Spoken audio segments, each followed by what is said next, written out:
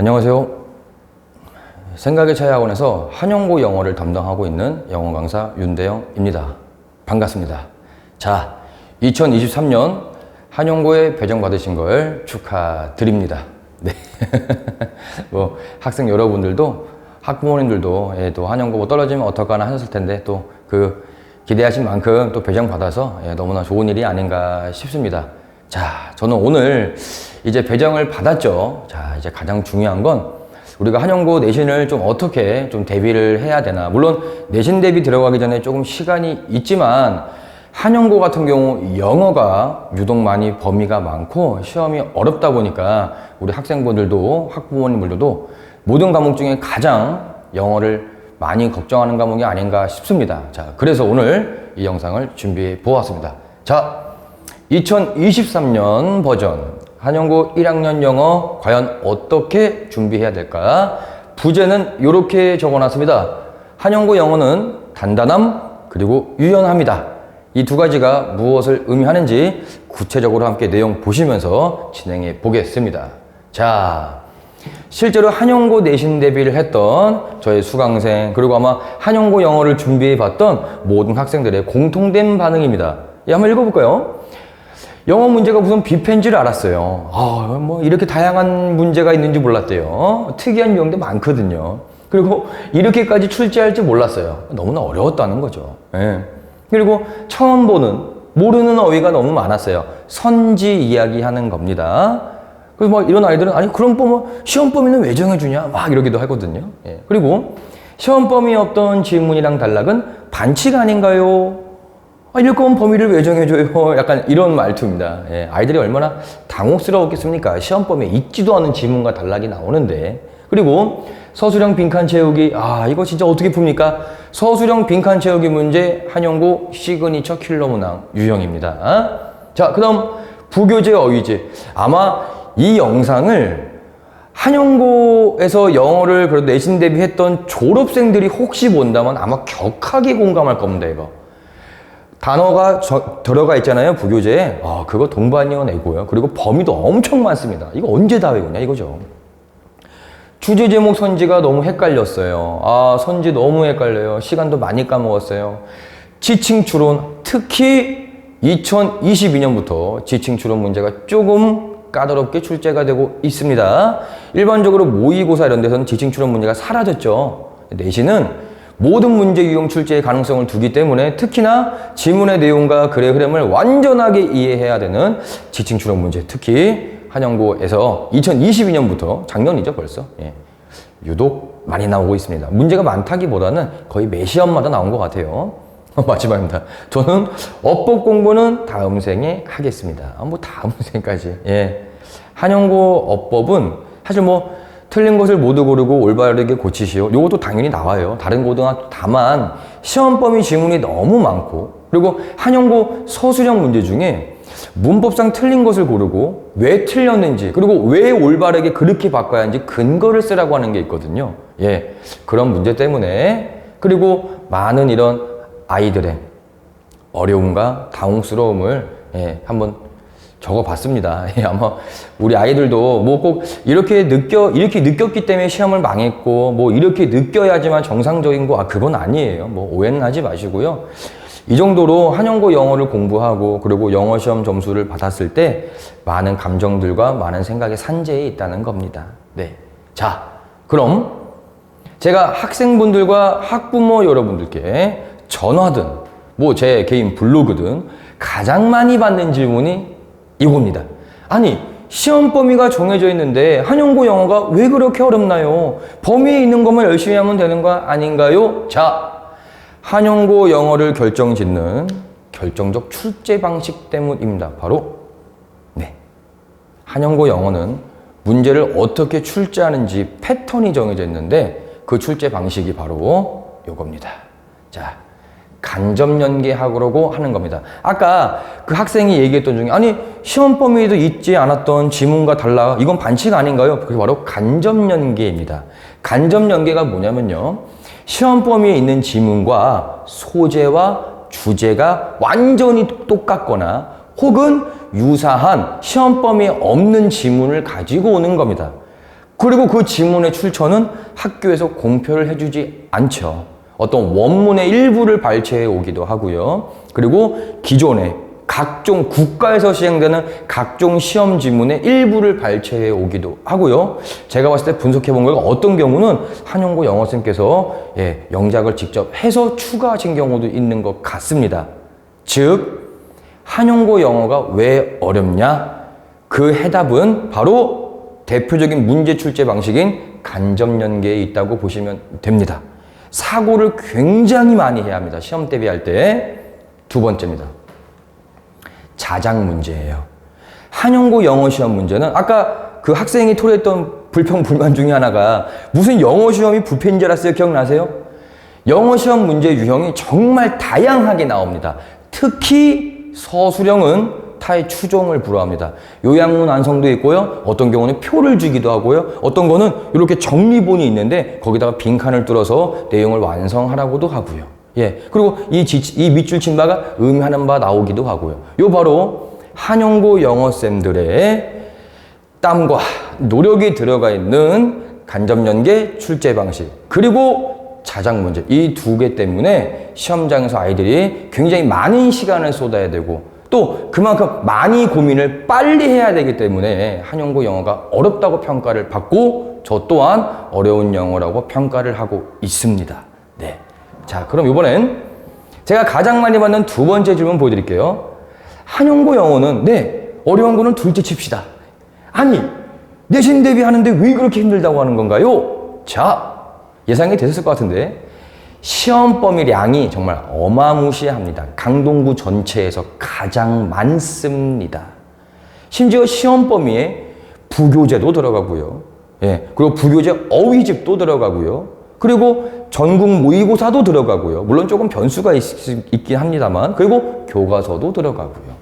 시험 범위량이 엄청나거든요. 그러니까 내신 대비 딱 스타트하는 순간부터 이미 그 시험 범위량이 압도가 되거나 하는 도중에 지쳐버리는 거다. 아직도 이걸 또 해야 돼.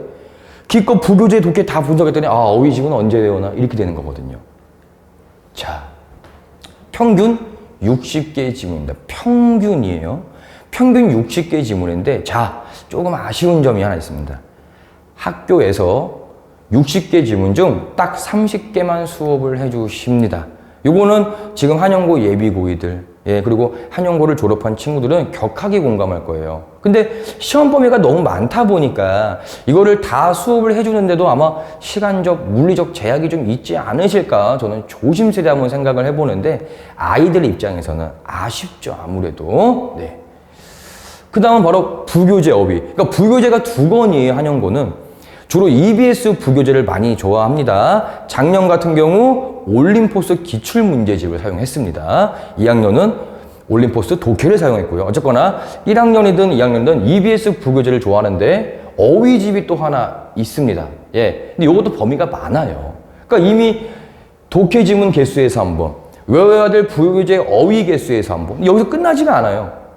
교과서가 들어갑니다.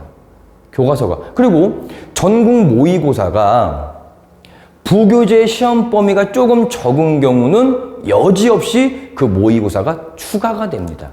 반면에 부교재에 있는 독해 지문의 시험 범위 개수가 좀 많은 경우에는 다행히도 모의고사는 추가하지 않고 있습니다. 근데 모의고사가 들어가든 안 들어가든 평균 60개의 지문이라는 시험 범위량은 고정이 된다는 점 꼭 기억하시기 바랍니다. 60개 지문이면 모의고사 2회 풀 모의고사, 듣기를 제외한 풀 모의고사보다 많은 양입니다. 더군다나 제가 아까 말씀드렸죠. 간접연계까지 준비해야 되기 때문에 한 지문을 공부하는 게 일반적인 그거 해석하고 뭐 지문 구조 분석하고 이게 다가 아닙니다. 엄청 깊고 넓게 분석해야 되거든요. 그거를 60개를 해야 한다 보시면 됩니다. 그리고 얘도 마찬가지예요. 아까 동반이어 나온다 그랬죠? 그거 다 외워놔야 합니다. 엄청 많죠. 그렇다고 교과서 어떻게 안 하겠습니까? 해야죠 또. 자, 그럼 작년 기준입니다. 자, 출제 비율 한번 보실게요. 총 33문제입니다. 100점 만점이고요. 객관식이 27제 70점에 해당되고 서술형이 6문제로 30점입니다. 지금 이거 보시면서 서술형 6문제에 30점이면은 뭐 그렇게 많은 것도 아니고 문제 개수가 그렇게 뭐 힘들 것 같지 않은데 한영고 1학년 영어 서술형 문제는 정말 극강의 난이도입니다. 그러니까 제가 오죽하면은 분석할 때 이렇게 느껴져요. 본문에 있는 거 단순히 외워서 쓸 수 있는 영작 서술형 있죠. 그게 2문제 이상 나오면 야, 이번에 쉽게 내신 거구나 라고 생각할 정도예요. 단순하게 본문을 외워서 머릿속에 있는 걸 끄집어내는 서술형 문제는 절대로 출제하지 않습니다. 그러니까 그렇게 어렵고 깊게 들어가는 서술형 6문제라고 생각하시면 됩니다. 그리고 객관식 이제 출제 비율을 보여드릴 텐데 교과서는 3문제. 근데 사실 교과서는 어느 고등학교나 많이 출제하지는 않습니다. 문장 구조가 좀 단순하고 내용이 쉽다 보니까요. 자, 부교재. 요 부교재가 압도적입니다. 예, 요 부교재를 정말 잘 분석하고 잘 준비해야 합니다. 그리고 어휘집에서 3문제가 나오는데 이 3문제 단순히 영어 단어 너 잘 외웠어? 이게 아니라고 말씀드렸어요. 아까도 동반이어를 고르라고 나옵니다. 의미가 유사한 걸 고르라고 나옵니다. 예. 마지막 모의고사입니다. 제가 왜 변수라고 적어 놓은지 아시겠죠? 매번 들어가는 게 아니에요. 다만 매번 들어가지 않다 보니까 약간 특별 게스트 같은 느낌이에요. 네. 오늘 이번 시험은 모의고사 한번 모셔보겠습니다. 약간 이런 느낌이에요. 아주 티는 안 나는데 엄청 인상을 사로잡는 까메오 느낌이랄까요? 이 8문제의 문제 유형이 정말 다양합니다. 당황할 정도예요, 아이들이. 이거 모의고사 그거 뭐 24번 지문은 맞는데 이거 뭐지 싶어요. 그 문제에 이미 압도를 당하는 겁니다. 그러니까 어느 하나도 물론 모든 33문제가 다 어려운 건 아니죠. 근데 타 학교에 비하면 준킬러와 킬러 문항의 개수가 타 학교보다 압도적으로 많습니다. 그리고 한영고 영어 시험 문제의 킬러 문항은 정말 누가 봐도 킬러 문항이에요. 이건 틀리게끔 냈구나. 아니면 틀리라고 냈구나가 보입니다. 근데 어떡합니까? 영어 괴물들이라고 하죠. 그럼에도 불구하고 100점을 맞거나 95점 이상을 맞는 아이들이 꽤나 존재합니다. 네. 자, 그러면 이번에는 이 문제 유형별을 제가 한번 이렇게 만들어 봤습니다. 밑에가 좀 평범하고 누구나 맞출 수 있는 거, 그 다음, 이게 위계라 보시면 돼요. 예. 자, 빈칸 추론이 원래는 작년 또는 그러니까 재작년이죠, 사실은. 2021년까지만 해도 한영고 영어 시험 문제 중에 가장 어려운 게 뭐예요? 누가 물어보면 저는 그랬어요. 빈칸 추론이다. 예. 추가와 변형이라고 보이시죠? 예. 원문의 일부를 추가하거나 아니면은 원문을 가져오지 않았지만 빈칸으로 들어갈 그 빈칸이 뚫린 문장을 조금 바꿔서 출제하고요. 그리고 빈칸에 들어갈 말을 본문에 있는 말을 사용하지 않았습니다. 그래서 원래는 요 유형이 가장 어려웠는데 자, 2022년부터 새롭게 부상한 요약문 완성이 객관식보다는 서술형 이야기하는 겁니다. 서술형에서 요약문 완성이 상당히 어렵게 출제가 되고 있습니다. 물론 해석력이 약하고 어휘력이 약한 친구는 여기 있는 것도 다 어렵게 느껴질 수 있어요. 근데 이거 2개는 유독 어렵습니다. 자, 여기서 원래는 전통적으로 빈칸 추론 문제가 정말 어려웠다.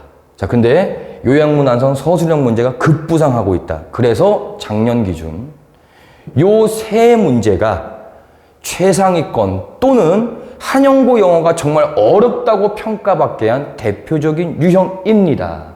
빈칸 추론 역시나 어렵고요. 요약문 완성은 방금 말씀드렸죠? 자, 표 채우기입니다. 어떤 conclusion, 결론을 만드는 표도 보여주고요. 내용을 정리한 태블릿을 보여주기도 하고요. 예. 아니면 어떤 이렇게 항목대로 이렇게 나눠놓은 내용표가 있어요. 거기에다가 빈칸을 뚫고 거기에 들어갈 단어 혹은 어구, 어떤 문장을 써야 합니다.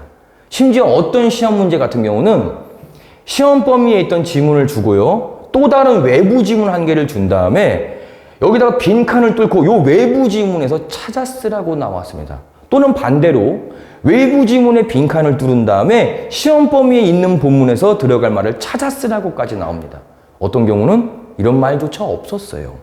즉 올해 2023년 한영고 한영고를 배정받은 우리 1학년 학생들은 요 세 개를 얼마나 빠른 속도로 정확하게 푸느냐에 따라서 1등급이냐 최상위권이냐가 갈라질 거란 소리입니다.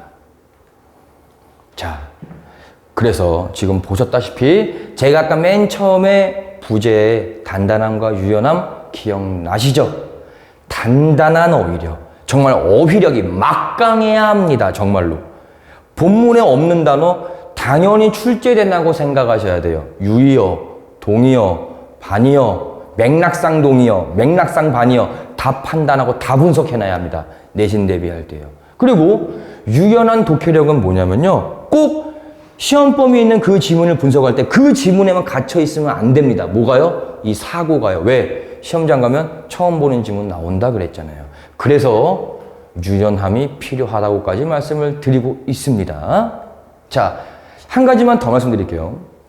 지금 어차피 뭐 내신 대비를 또 하고 아주 뚜껑을 열어봐야 하지만 실제로 한영고 영어를 1등급 맞고 또 영어를 거의 만점 받는 친구들은 바로 요겁니다. 간접 연계가 되는 외부 지문 그리고 자작 문제를 얼마나 빨리 얼마나 정확하게 푸느냐의 싸움입니다. 이거를 손을 못 대는 친구들은 시간이 정말 타이트해요. 한영고 영어는 33문제인데 50분인데 문제 난이도가 높고 네, 처음 보는 지문을 가져오잖아요. 시간이 굉장히 부족합니다. 네, 그래서 빠르면서도 정확하게 풀어야 되는데 말이 너무 쉽죠. 예, 저도 가끔은 시험지를 보면서 그런 생각합니다. 아, 이런 문제를 아이들이 50분 동안 올바로 생각을 하고 풀긴 했을까? 걱정이 됩니다만, 예, 요 출제 기조는 유지가 될 것 같습니다. 자, 오늘 이 영상으로 제가 다 말씀드린 게 아닙니다. 더 많은 말씀 드리고, 예, 한영고 영어가 어떠한지, 그리고 더 나아가서 우리가 그럼 영어를 어떻게 대비해야 될지, 예, 그리고 작년에도 문제 유형이 조금 바뀌기도 하고 작년부터 어려워진 유형이 있었죠. 그럼 올해는 과연 또 어떤 출제 기조가 있을지, 예, 말씀드리고 함께 전략 수립까지 공유해 보고자 합니다. 자, 현장 설명회 2월 15일 수요일입니다. 설명회 현장 시작 시간이 6시 반인데요. 예, 한영고 1학년 영어가 정확히 몇 시인지는, 예, 이렇게 학원 측에 문의 주시면, 예, 알려드릴 겁니다. 아, 참고로 저희 학원 관이 3개가 있어요. 본관, 프롤로그관, 에필로그관인데 혹시 상담이나 문의를 원하시는 분들은 이게 본관 전화번호입니다. 본관으로 전화 주시면 되고, 본관은 GS 건물 아시죠? 노브랜드버거 옆에 있는 거기 2층에 위치해 있고요. 그럼 저는 주로 어디에 있냐면 에필로그관에 있습니다. 예, 여기서 저는 수업과 클리닉을 진행하고 있기 때문에 뭐 그러실 일은 없겠지만 혹시 저랑 뭐 직접 이렇게 얼굴 맞대고 상담을 원하시거나 혹시 아니면은 이렇게 가시다가 한번 짧은 거라도 궁금하신 게 있으시면은 이쪽으로 올라오시면 됩니다. 제가 수업을 하고 있지 않은 이상은, 예, 반갑게 인사해드리고, 예, 질문 받아드리겠습니다. 아, 이삭토스 건물 아시죠? 예, 거기 4층에 위치해 있습니다. 자, 어쨌든 이제 한영고를 배정을 받았습니다. 네, 아마 설렘과 기대보다는 걱정, 불안, 그리고 우려가 되는 분들도 계실 텐데, 사실은 얼마나 영어를 잘 준비하고 그리고 얼마나 탄탄한 영어 실력을 갖추고 있는지가 관건이라고 생각됩니다. 저는 여러분들이 지금 가지고 있는 걱정, 불안감, 우려를 내신 대비하는 과정에서 약간의 설렘과 기대감으로 바꾸는데 동행하고자 합니다. 네, 영상 시청해 주셔서 감사합니다. 저는 그럼 현장 설명회 때 뵙겠습니다.